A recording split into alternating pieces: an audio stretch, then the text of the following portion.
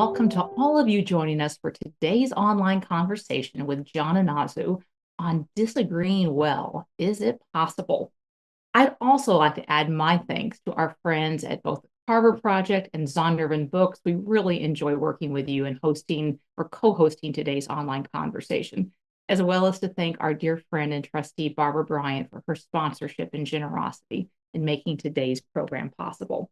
And I'm excited to welcome so many of you joining us today. I believe that we have over 130 first-time registrants, as well as nearly 130 international guests joining us from at least 25 different countries that we know of. I think it's every continent except Antarctica who is represented today. So welcome from across the miles and across the time zones.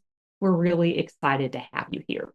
If you haven't already done so, let us know where you're joining us from in the chat feature. It's always fun for us to kind of see where everyone is tuning in from around the world.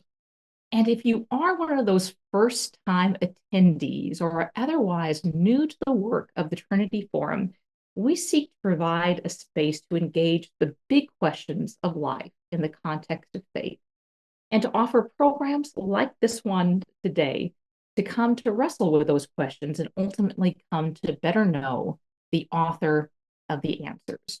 We hope today's conversation will be a small taste of that for you today. One of the perennial challenges we face as Christians is how to live in love and truth, and particularly in times awash with anger and division, confusion and falsehood. How do we show love to our neighbor in the midst of a conflict? Can we preserve relationships without hiding who we are, downplaying our convictions, or staying silent in the face of injustice? In the midst of toxic polarization and conflict, how do we model grace? In short, is it possible to disagree well? It's a vitally important question, perhaps especially at this time. And it's hard to imagine someone who has wrestled with it more thoughtfully or faithfully than our guest today, John Inazu.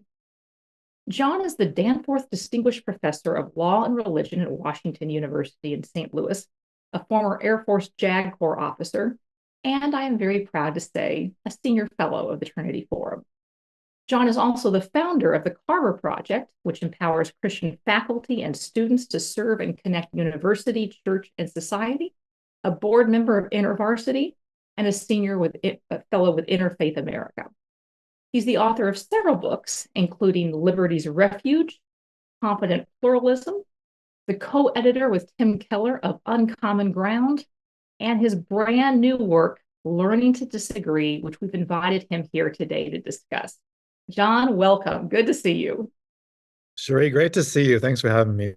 Absolutely. I've been looking forward to this, and it's a wonderful book. As I was reading it, some might think that lawyers have perhaps a vested interest in people disagreeing poorly, but you've made a very countercultural case, or a non-intuitive case, that actually there's aspects of your legal training and experience that enable us to better understand and navigate disagreement. So I'm curious, what led you to write this book, and what are you hoping your readers will take away from it? Yeah, thanks for that. So it is the case that I think lawyers somewhat deservedly have a reputation of being the people who argue and the people who zealously advocate for one side. But part of what my intuition here is that the best lawyers know how to understand the other side of an argument really well, sometimes just for pragmatic reasons in order to defeat that argument, but that the work of unpacking and figuring out the best side of an argument allows you to, or forces you into, an act of empathy and understanding that you wouldn't otherwise have. And so I had this intuition that there was a possibility of explaining this to a broader audience than just lawyers and law students. And this started at the height of the pandemic, as like many other people, I was sitting alone, socially distanced from everyone, and just observing this outrage and anger that was unfolding online, exacerbated by all of our insecurities and disconnectedness, and the thought that we have to figure out a better way to work through these disagreements in our society. So that's one thing that I really hope readers would take away on a very practical level. how can you apply this to your own life? At the family dinner table, at the neighborhood picnic, at the workplace, because we were feeling this and experiencing this right now, where we feel that these disagreements are heightened and we don't have ideas or possibilities of how to address them. Mhm. As I was reading through your book, one of the questions that your book articulates and sort of grapples with is essentially like, how do you build bridges when you can't find common ground? But as I was reading it, one of the things that kind of struck me is we probably need to go back even further and sort of address the question of like, why build bridges to begin with? We're sort of at a time when a lot of the focus by different groups, even among Christians, is whether to strengthen the fortress or to man the battle station. Um, and there seems to be an implicit argument in your book that actually building bridges should be one of our chief areas of focus. So why, when so many people are Yeah. basically, deepening the moat or, uh, uh, oiling up the weapons, should we be building bridges instead? Part of this has to do with the recognition of the reality that we have these deeply divisive issues and these differences that aren't going away. And so we have, seems to me, when you understand that reality, you have a couple of options. You could just try to ignore it and go to your enclaves, but that's not gonna be a very long-term effective form of politics. You could try to defeat and crush the other side and win at all costs, or you could try to figure out how to live across those differences. The differences are not going to be resolved, and the point of this book is not to find agreement across those differences. It's learning to disagree and be in relationship in spite of those differences. And part of that actually is I don't actually think that we need to build bridges when there's not any common ground, because it turns out that for most people we have quite a bit of common ground. We have quite a bit of shared experiences as human beings. And one of the challenges now that I think is exacerbating our felt differences is that when so much of our engagement happens in these one-dimensional online exchanges, we don't see the fullness of other human beings. Very, very few people are reducible to the one political issue that you want to pin on them.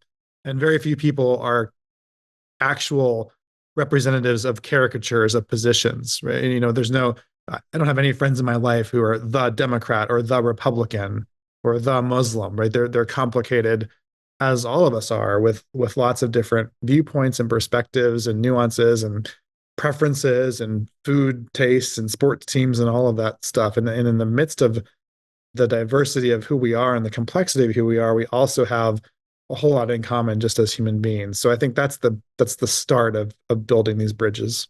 Mhm.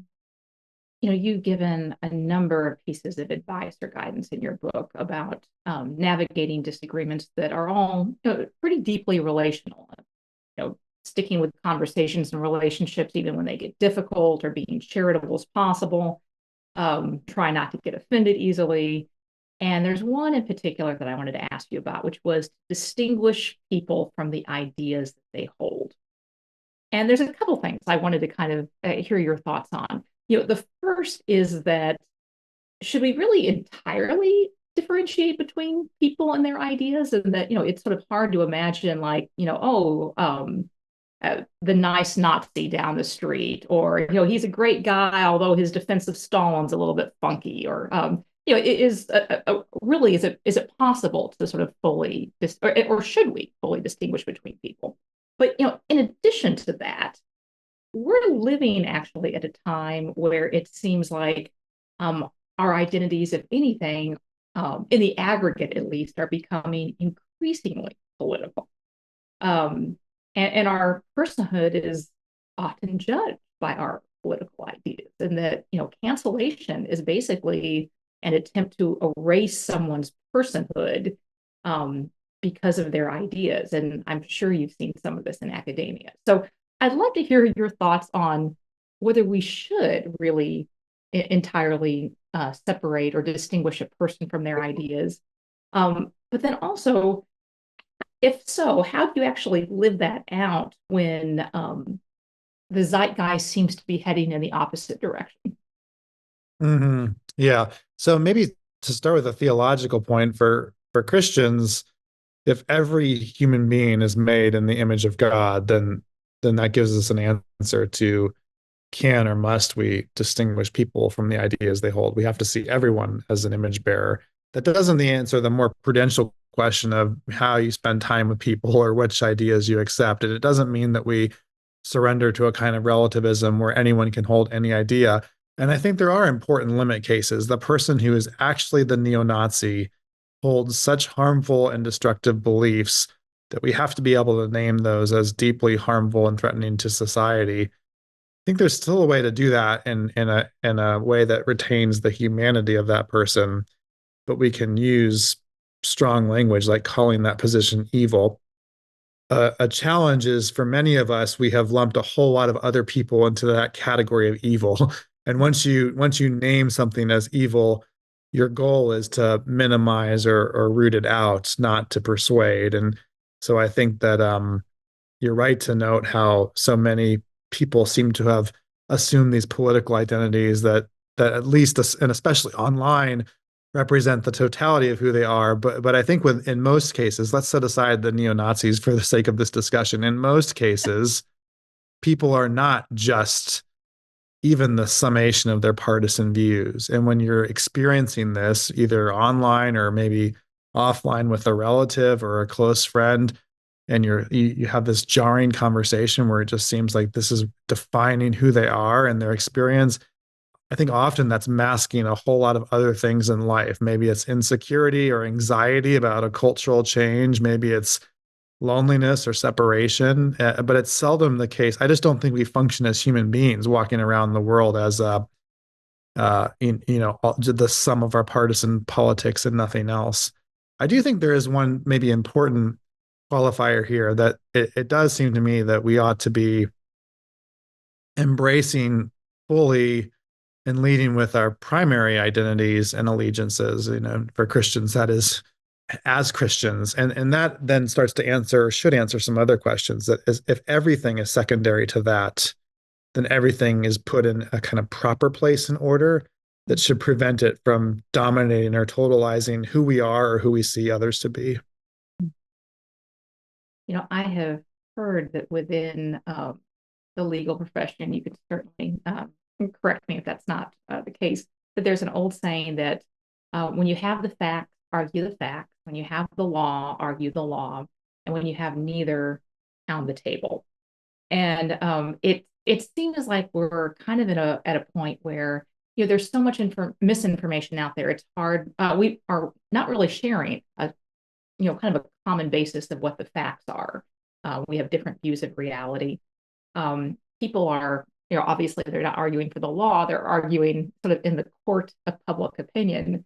And so there's just a lot more table pounding going on. And, in many ways, or at least in some circles, pounding the table is almost seen as a sign of, passionate conviction or authenticity or even courage. To what extent have you found that gentleness and empathy and some of the other approaches that you advocate for work? If you're kind of surrounded by people pounding the table, it could be tempting to think that gentleness and empathy just get you creamed. And so let me ask about like sort of the practicality of gentleness and empathy and grace in a world full of people pounding the table. Yeah, well, you might get creamed, and maybe that's okay, right? I mean, I think we should expect to take some hits, and so maybe the first thing to say is, for some of us, we actually just need to be a little thicker skinned, right?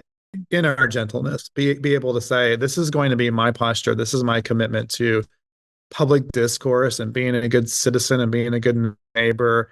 And maybe I won't get reciprocity, and that's okay. No one promised that this would always work out that way. And so to be able to absorb some of the hits rather than just responding in kind. But I also think to the extent that grace and empathy lead to greater nuance and complexity, this can be a very good thing to help with discourse. So as you were sort of recounting an old legal aphorism, I also thought of the phrase that bad facts make bad law, the idea there that, you don't want to make all of your huge decisions based on really bad or outlier facts. And we're doing this right now in our public discourse. We're finding the very worst case examples of those people, whoever they are. And some, in many cases, those are actually true stories. You can always find someone who's doing something pretty crazy, and you can then use that to caricature an entire perspective or ideology or belief system, and then start to assume that that's what people do all the time. I'll give you an example here. In higher ed, there's a sense right now from some news sources that higher ed is just one endless string of craziness. And the nuanced approach to that is to recognize there are some really hard things that happen at a place like the one where I teach. There are lots of institutions of higher learning, and you have unexpected disruptions, and you have things that can go haywire. And it's not surprising that some of those make the news. It's also the case that those happen a few times a year, and that for most of the other days of the year, people are doing pretty normal things. Teachers are teaching and students are learning, and we're all trying to do a pretty good faith effort at this enterprise and activity of education. And if you just characterize higher ed based on what you're reading in a few partisan news sources, you would never actually understand the beautiful complexity of what it is and how much good is actually going on there. And you would start to get a sense of this monolithic bad thing. And I just don't think that that's how most of the world works. Mm-hmm.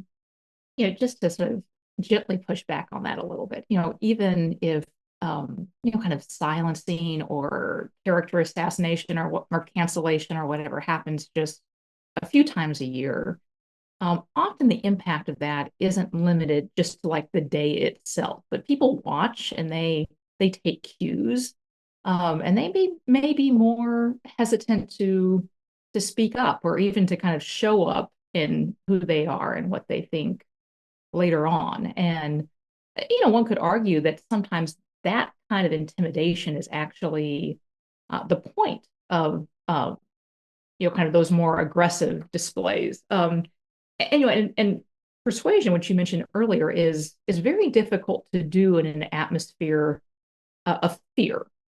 So, what does disagreeing well kind of look like in that context?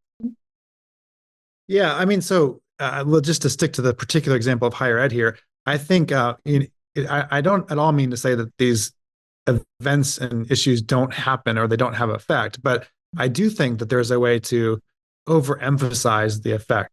So good leadership matters here to respond to those and to set a tone.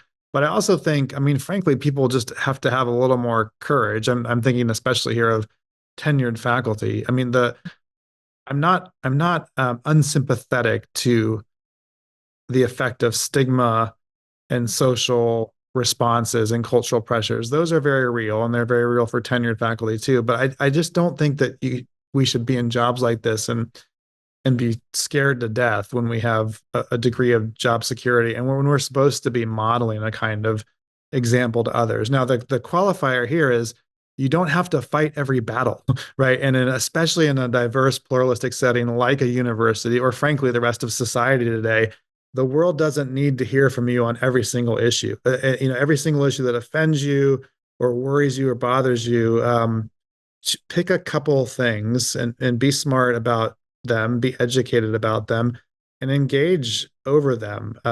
So I think in some ways, the sense of fear can be driven by a sense that you have to control everything and you have to provide an answer to every challenge you face. And I just don't think that's the right way to think about engaging in the world today. Mhm. That all makes sense. At the same time, there are going to be from time to time issues that come up where, with big stakes, where neither neutrality nor compromise are truly possible. And you've mentioned sort of some of these, in your work where there's not really the possibility for win-win outcome. It's zero sum. Somebody's going to win and somebody's going to lose, and the implications of that victory or loss often go far beyond just, the people kind of having the conflict. You gave it this great example of the Texas textbook industry, which I thought was brilliant. That essentially the decisions made over Texas textbooks, because it's such a big market, affect the entire country, and someone's Mhm. going to win the battle of what children get taught, and that the implications go far beyond just the dueling school boards or what have you. So how does one disagree well in that kind of context where um, neither neutrality nor compromise might be options on the table? Yeah, and I think the example of education, particularly when we're talking about educating our kids, is an important one, but it's true at all levels of education. There is no neutral classroom. There's no neutral syllabus. There's no neutral decision just to teach history. We're making these non-neutral judgments all the time about what and how to teach. And I think the best we can do is to ask people to be aware of their lack of neutrality and to push hard in good faith to bring other perspectives into the picture, and then to realize that at the end of the day, a classroom might be able to just have a conversation, but when it comes to our laws and policies, there are going to be zero sum examples where we can't compromise, and that means that in a diverse society, we're going to have political winners and losers. And I think the one takeaway there is to realize we're not likely to be to win everything. And so we should think about our posture as we win and as we lose. And then I think the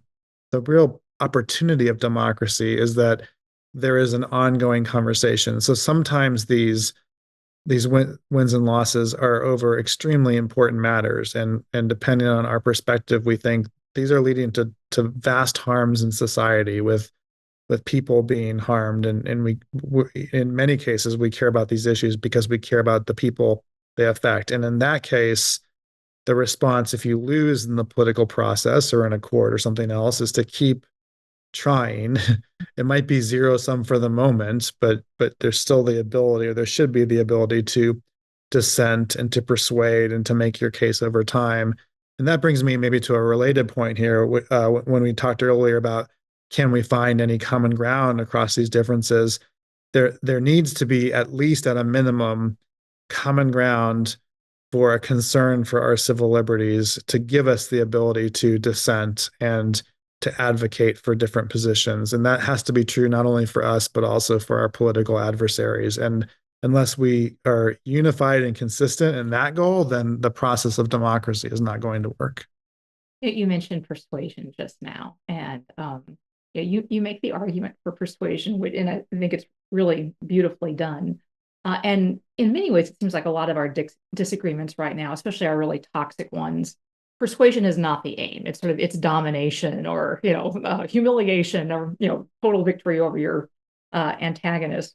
But I will say it's almost impossible to persuade someone who's not open to it. Who's it's very difficult to do. And I wanted to ask you sort of how you go about that. You've been trained as a lawyer, you're a constitutional scholar, also a former litigator. But I've also noticed that it seems like outside the law, people are often less persuaded by a propositional argument rather than essentially being introduced to something they find beautiful or attractive.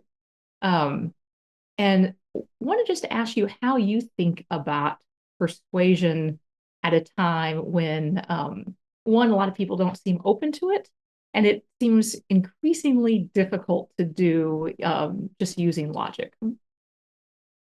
Yeah. And so at the threshold, I think there has to be a kind of discernment and judgment when you encounter someone who seems not at all open or persuadable, because sometimes the answer is you don't need to be in that conversation. Sometimes life's too short to try to persuade the unpersuadable. And there's no way to generalize that. You have to know yourself and know the particular relationships, but don't think that you have to save the whole world and try to persuade everyone.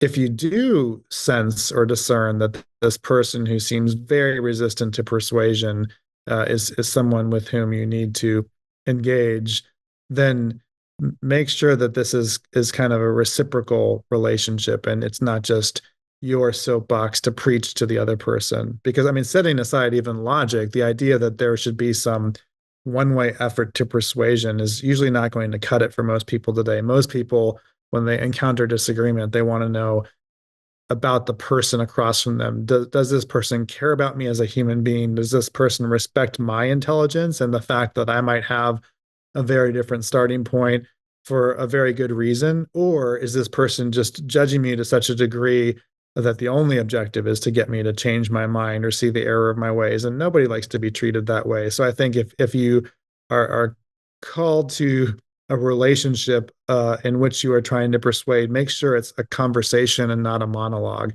and make it invitational and make it, even over a very important issue or something that you hold dearly, ask genuine questions and be open to genuine questions, not the bad faith ones, but the ones that are going to cause you to think more carefully and more deeply about what you believe about your own position.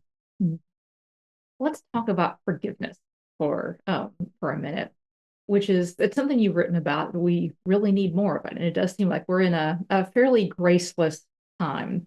And I sort of found it kind of interesting to think about because you're a former litigator, and in a litigious society, it seems well, it's increasingly unlikely that people will either admit fault, much less kind of ask forgiveness for it.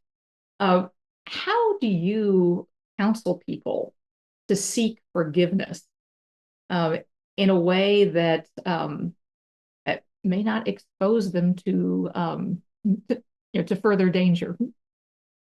Or do you? Yeah. Well, so to start with the danger point, there's again a front end judgment that has to happen. I mean, there are some relationships where the at least the immediate encounter shouldn't be a vulnerable question of forgiveness, but should be, to get outside of a dangerous situation. So I want to not overgeneralize on that, but I think outside of those contexts, one of the very powerful aspects of forgiveness is that it lets us get past the the innate desire we have for human justice that actually can't ever happen. So when I teach criminal law and lots of other issues related to the law, we have this entirely appropriate desire for justice when we see an injustice or a harm in the world. But perfect justice isn't going to happen this side of eternity. You can't remedy a torn piece of the social fabric just by ordering someone to pay restitution or giving a monetary payment. That the harm done when someone loses a loved one or someone experiences bodily injury, there's not going to be perfect justice in that situation. And whatever that gap is between the injustice done and the inability to find justice is going to leave, even in the best of situations, it's going to leave people feeling not whole and unfulfilled and restless. And then you have this possibility of forgiveness, a deeply theological one, although there are non-theological arguments for forgiveness as well, but it lets you come into this space and reorient the future and free yourself from that gap of the injustice not fully remedied. And as Desmond Tutu said in his famous book, "There's no future without forgiveness." I think he meant that as a political point, but in our individual lives too. When we are able to extend forgiveness, we really reshape the set of human relationships involved in a way that is otherwise not possible, given the inability of worldly justice ever to correct the injustice that has been done. With well, like with forgiveness, for example, one would think that like you start with your closest relationships and almost kind of like work outward from there. But one of the bits of advice that you gave that seemed counterintuitive to me that I wanted to ask you about is you said if you want to essentially practice the postures of disagreeing well in actual relationships, sometimes it's best not to start with your family. Um, why is that?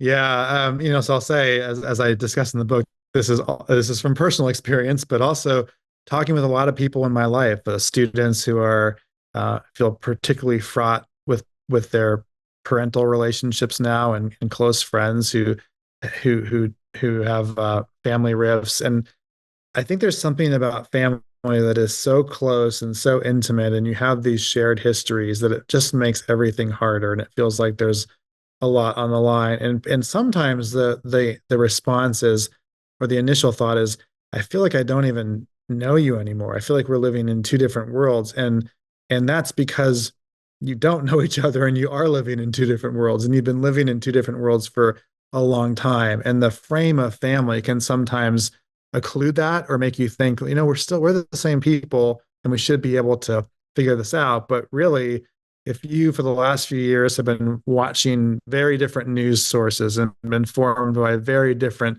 sets of ideas, then the whatever assumed baseline might have been there might be very frayed. And it's frayed in a way that makes it even more complicated than if you're just trying to get to know somebody, because you have that prehistory. So I suggest, try this out with a friend or an acquaintance first. And then if you're going to engage with family on these questions, make sure that you have rebuilt that relational capital, and you're going in the context of a broader relationship than just the issue that divides you. I think in many cases today, the family rifts are because the more robust relationship that has been there is no longer there. And so what remains is this deep division, often over politics or religion or some other issue. I see the questions piling up, and we're going to turn to audience questions in just a second. But first, I wanted to ask you, it's sort of the arc of at least your writing career. You spent much of your vocational life really focused on questions of disagreement, of you kind of living across difference, understanding pluralism. And it seems like the arc of your books, at least, have kind of gone from the constitutional rights to civil society to this latest book is much more really focused on the interpersonal. And I want to ask you, just over the course of your vocation, what have you learned, and what do you do differently now in terms of disagreeing well with those you care about, but have real substantive differences with? Mm-hmm. I think the first way to answer that is, I'm still very much a work in progress. And, even as I was writing this book, I would spend the morning writing it, and then have to go have some encounter in the world in the afternoon, and realize, oh, I just whiffed on that one. I just, misapplied everything I was writing about in the morning. And so some of the stories I tell in this That book are happens. experiences I had as I was writing the book, and still not always knocking it out of the park with some of these relationships across difference. But I think some of the things I've learned are to start with not the differences, but where the common ground is, and to have have some modesty in your goals. I mean, I feel like when I was younger, I just thought my goal here is to persuade someone of the truth or the right perspective. And the older I get, the more I think my goal is to work on a relationship, and be committed to a friendship. And it doesn't mean we're never going to talk about hard things. You still need discernment about when to talk, but you don't have to. The pressure should not be on you to ultimately change someone's mind or soul. And I think the more that we make it about us, the more we get ourselves into trouble, and also maybe the less reliant we are on God's working in the world, sometimes in spite of us. So the questions are piling up, and we'll go to questions from our viewers. And just as a reminder, if you're joining us, you can not only ask a question in the Q&A box, but you can also like a question. And that helps give us some idea of what some of the most popular topics are. So our first question comes from Jim Case, and Jim asks, what part does humility play in our disagreements, especially over huge issues or with those who don't have any interest in respectful listening and are intent upon discrediting and destruction? Hmm.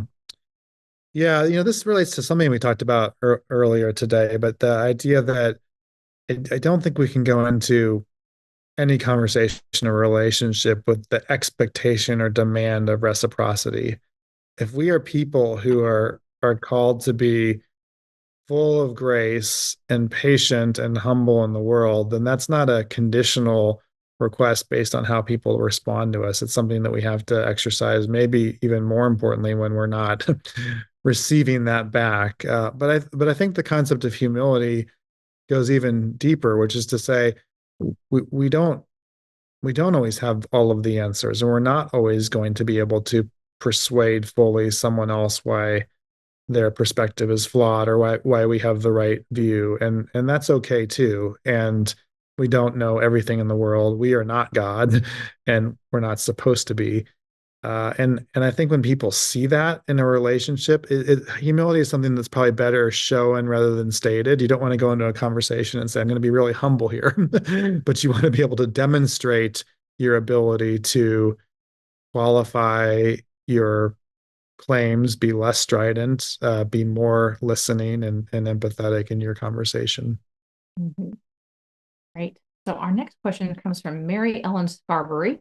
And Mary Ellen, I'm paraphrasing your question slightly, but how can we deal with people who don't seem to grasp that thoughts, feelings, and opinions aren't facts, that differing thoughts and opinions might be equally valid, and that someone who thinks differently from oneself would therefore always and unfairly be wrong?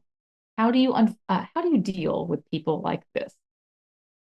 Yeah, this is a great question, and it's increasingly important when we are part of a society that includes people who are disagreeing about basic facts of the world. What day of the week is it? What's the, that there are factual claims that are now being disputed by some parts of this country. And the worst thing that we can do, given that reality, is to overclaim the factual rightness of our own position. Most of the positions we hold in the world are this complex amalgam of some facts and some values and our perspectives and our experiences, and it's seldom the case that we're going to reach the objective or the neutral position on anything in the world. Um, there's no neutral COVID policy, for example. There's no neutral immigration policy. And the more that we make claims like we're just following the science or we're just conveying the facts or the truth rather than recognizing the complexity and um, the nuance of the positions that we and lots of other people hold, the more we're playing into that same game of the people who are just denying facts. And then their response to us will be, well, you're making it up too, so I can also make it up. And it becomes really important in that world and that reality to be very careful in our claims and our speech and what we're saying, and just to recognize that we're making arguments in this world that are far more complex and include far more of who we are than just sort of stating the objective truth. Right. Our next question comes from Zach Fury, and Zach asks, can you speak to the psychological and emotional formation and skill necessary to disagree well? I'm thinking, uh, he asked about the emotional nature of relating along these lines and how we develop skill in this as opposed to simply adopting an ideological approach or framework. Yeah, I think we need a balance here of getting good at, almost in a clinical sense, having a conversation, honing in on what's being said, and also at the same time retaining your humanity and the humanity of the person across from you. And this is actually what I think is at the core of good legal training. I want the lawyers that I train to be very good at hearing complex and emotional and nonlinear arguments and distilling them as clearly as possible to come up with a level-headed response that's not an overly emotional response, that's not a response that's given out of offense or fatigue or anything else. And at the same time, I want them to remember the humanity of the conversation. In the same way that if I go into the operating room, I don't want my surgeon freaked out by blood, but I also want my surgeon caring about me as the patient. And I think we can maybe think about in the context of ordinary relationships as well, that the skill of hanging into the conversation is going to require some reflection and thoughtfulness to what is being said instead of just an emotive response. And at the same time, don't be robotic about it and don't forget that there are emotions and feelings in the midst of these conversations. Mhm. So Arthur Mastriola asks, how can we approach or initiate a return to decency, objectivity, and the search for truth in the contemporary world of news media, which is certainly formative of public opinion? Yeah, this seems kind of like a bad news question, to be honest. I think the state of media, for lots of complicated reasons, is really hard right now. And it doesn't seem to me that the structural incentives are getting any better.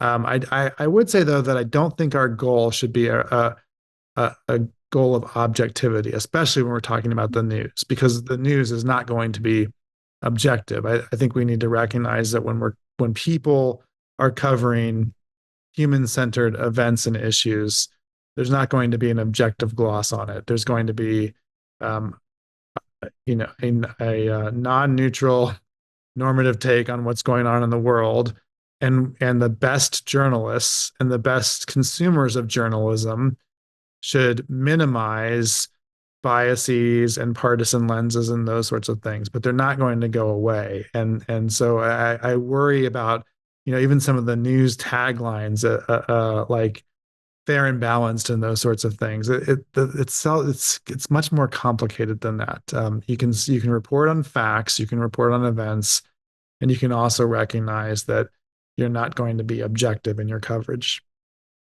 I just to press into that, I can imagine there are some people thinking, well, shouldn't we aim at objectivity, even if we know that we'll never be able to fully achieve it, just given the constraints to being human? Would something be lost by abandoning that as an ideal, even if we never reach it in practice? Yeah, but like, what would be the objective way to cover the crisis in the Middle East right now? For example, just to name something. So I think careful and qualified and humane and empathetic, those are all goals. And frankly, they're goals that a lot of uh, news outlets are not pursuing right now. So there's certainly lots of room for improvement. But I would say, when it comes to covering the events of the world, we should. I don't think it's helpful to think about objectivity. So a follow-up on one of the questions on social media comes from Philip Byers. And Philip asks, he says, you note in the book that empathy, quote, attaches to people, not abstraction.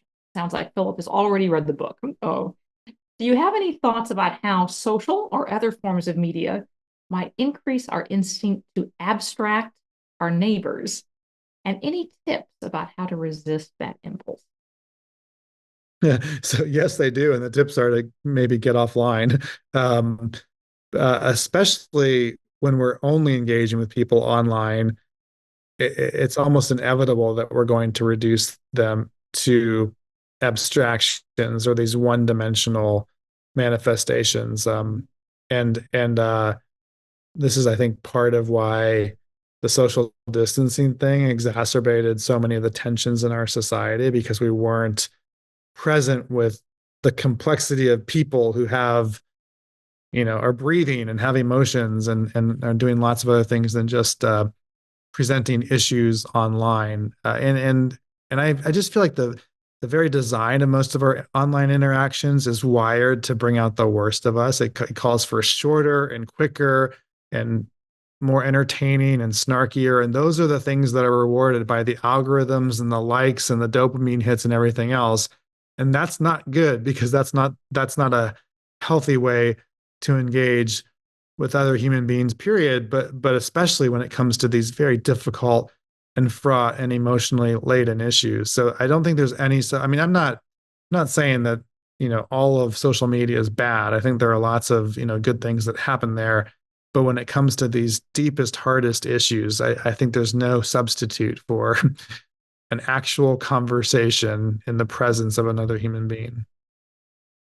Our next question comes from Nathan Swanson. It sort of references the fact that some of the same difficulties over disagreeing have infected our churches as well. Nathan asks, how can local congregations help foster the ability to disagree better and to persuade in a healthy way? Yeah, this is I'm glad this question surfaced because I think churches are a huge part of the problem right now, and they also need to be a huge part of the solution moving forward. And so, one basic foundational point, it seems to me, that Christians who are part of the same body and under the same common authority have to be able to give and receive admonition and challenge to live by the fruits of the spirit. And if those aren't manifested in the way that we're engaging with each other and with the people from the church who left our denomination a year ago, or the people who aren't Christians down the street, if we're not showing the fruits of the spirit in all of those conversations, and not just the conversations that people hear, but in the private conversations we're having with our friends, if we're demeaning people and speaking poorly of other image bearers, then we've got a lot of sort of baseline formational work to do with ourselves. And it seems to me we need to be modeling this better for our own sake, but also for the sake of the world around us, for the sake of our kids who are watching. And we're not, a lot of churches are not doing a very good job of this right now. And there's a lot of work to be done. So our next question comes from Richard Emmons, who asks, Richard says, you've written about distinguishing between primary and secondary issues. Do you have any thoughts about how to approach intra-church discourse, which are things about God's truth and which aren't? And thus, which things are about God's truth and which aren't and are thus negotiable? Yeah, I'm actually not I don't think I'm a big fan of sort of trying to say there are primary or secondary issues or major or minor issues, because the whole problem is we disagree about what goes in which category. So, what might be major to me could be minor to you. So, but I do think a kind of clarity around institutional boundaries can be really important here. So I don't actually know how to adjudicate what's major and minor at the level of society, for example. But within an institution, within a church or a school or a ministry, you should be able to say, here is our purpose, mission, and values. Here are our boundaries. Within those boundaries, we have robust disagreement. And outside of those boundaries, those are the major issues. And that's where we're not going to just sort of have a conversation because we've set those boundaries, and then to have clarity about them. And when you're clear on your boundaries, then it makes it easier, I think, to engage across those major issues because you know who you are and what you are. And it's less threatening and less weird to partner with and build coalitions with people who are way outside of those boundaries, right? I mean, there's no reason that the church and the mosque can't, put up sandbags together when the flood comes, right? Or serve the homeless or whatever it is. And that goes also for the PCA and the PCUSA church, right? They should be able to do a lot of things while maintaining their institutional distinctiveness. And that doesn't mean the differences don't matter. In fact, they matter, all the more. But when you're clear on what those boundaries are, you can work across the major differences to do lots of things together. And I think that's really important for the world to see right now. When you think about sort of the broad distrust of institutions and collaborations in the rest of society, if Christians and churches could model that well, that'd be a really great thing to see. In some ways, the next question, which comes from Jill Shaw, is a natural follow-on to that. So Jill asked, what are some actual grassroots ways of organizing intentional conversations, and maybe it's intentional actions as opposed to just conversations, where we can discuss hard issues and achieve social cohesion and safer communities? Mm. Yeah, social cohesion would be nice. I think we're a long way from that goal, so we have to start maybe more modestly. But I think in terms of on the ground, don't just have a conversation. Don't say we're going to get together for a Saturday morning and discuss and that's it. But set up a series of conversations, make sure you've got good food and time to talk. And then when you have that time to go away and think and then come back, the process of hanging in there for more than one conversation is a way to build trust and to allow for better and deeper questions to emerge. And start small. I mean, don't try to make this is not going to work in, a lecture hall or something like that. So keep it with a small group of people. And then the other thing too is to find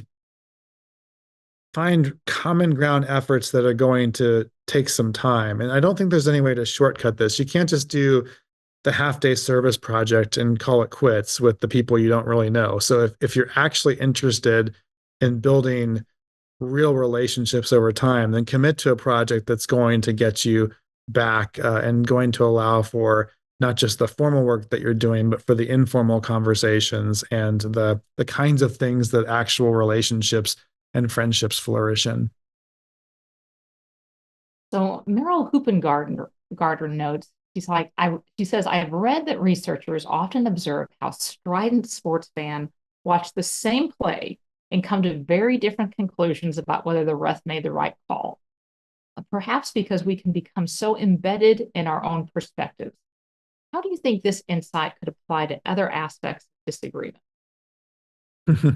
Yeah, I was tempted to, as a Duke fan, I was tempted to make a comment about objectivity in sports calls, but I will resist that. I think it certainly applies to lots of other areas where, I mean, the sports analogy kind of holds as politics becomes sports for some people, and it becomes this kind of passion-driven game that we engage in. So we always want to see things differently than the other side. But I think the law gives us lots of examples uh, where this unfolds, whether something was murder or self-defense, right? And depending on your view of the situation, even absent having all of the facts or absent having been there, you have a kind of judgment that seems to be impermeable to a different possibility. And this it relates also to my earlier point about the caution about looking for objectivity in news coverage, that we are prone to include our own biases. I mean, the best antidote here, I think, is to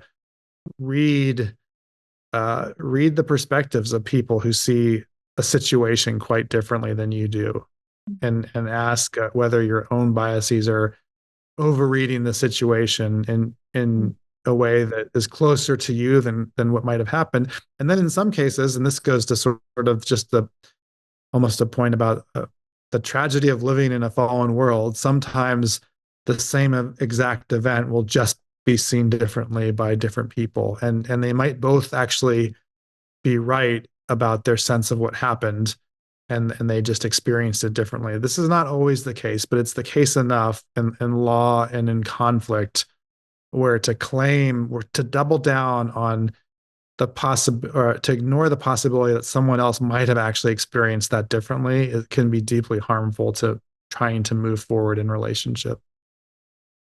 So for the last question, I'm actually going to combine two somewhat related questions. One is from an anonymous attendee who asked, do you think disagreeing well is partially a character issue? And they quote Proverbs saying that a fool has no delight in understanding, but in expressing their own heart. And a somewhat related question comes from Jim Case, who notes that Jesus' prayer in John 17 was for the church to prioritize oneness, as is true in the Trinity.